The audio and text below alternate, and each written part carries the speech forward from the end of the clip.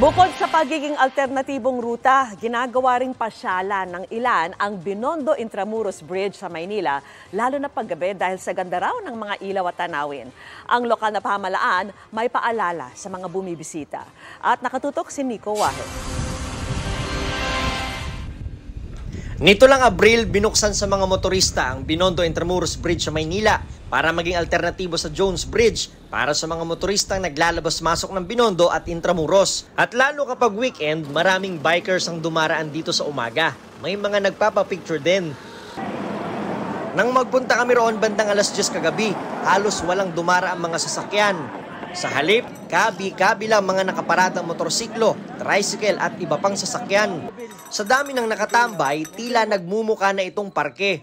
Anong meron dito sa bridge?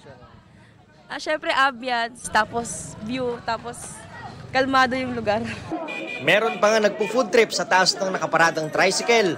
Wala, chill lang ya. Maganda na yun ang dimbo. Ready, 3, 2, 1, bitaw! Ginawa na rin itong tila racetrack ng ilang kabataang nagbibisikleta. Ngayon lang ba kayo nagkarera dito sa... Ngayon lang po. Tamang laro-laro lang po. Pero wala naman po pustahan dito. Pero pag may dumadaan naman po, tumatabi na lang po kami. May rider pang nagpapabalik-balik at tila ipinapakita ang talent niya sa pagbabangking. Dahil nga maraming tao, dagsa rin ang mga nagtitinda. Marami pong tao dito paggabi. Kaya dito kami nagtitinda. Ang tanong, pwede nga ba ito rito?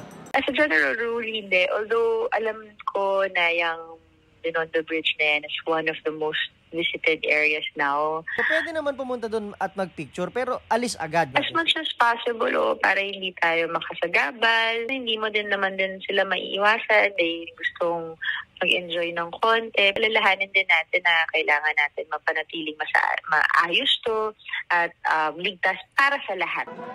Nagpaalala rin ng LGU na may curfew pa rin sa mga menor de edad sa lungsod. Merong 10 p.m. curfew for minors, so they should not be outside anymore very late in the evening. To make sure that they are safe, medyo delikado yung ginagawa nilang pagkakadera dun sa bridges. Sabi naman ng Manila Police, yung Intramuros Binondo Bridge, maganda kasi yan. Pero hindi naman natin inaalaw na magkakaroon ng gagawing tambayan yan kasi talaga namang hindi ito intended para tambayan. Ito ay tulay na nagdudugtong dito sa Binondo papunta rito sa Intramuros. Mas paigtingin pa raw nila ang kanilang pagroronda at paninita.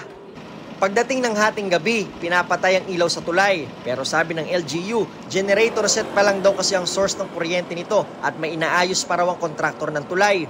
After that, magkakaroon na ng turnover. Pag na-turnover na sa City of Manila, meron na siyang yung operations na yung pag madilim, may ilaw siya, and pag may sunlight na, mamamatay na siya ng pusa.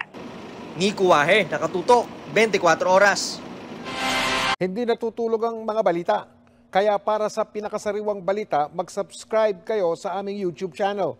Para sa mga kapuso abroad, pwede nyo rin kaming makasama sa GMA Pinoy TV at sa www.gmanews.tv.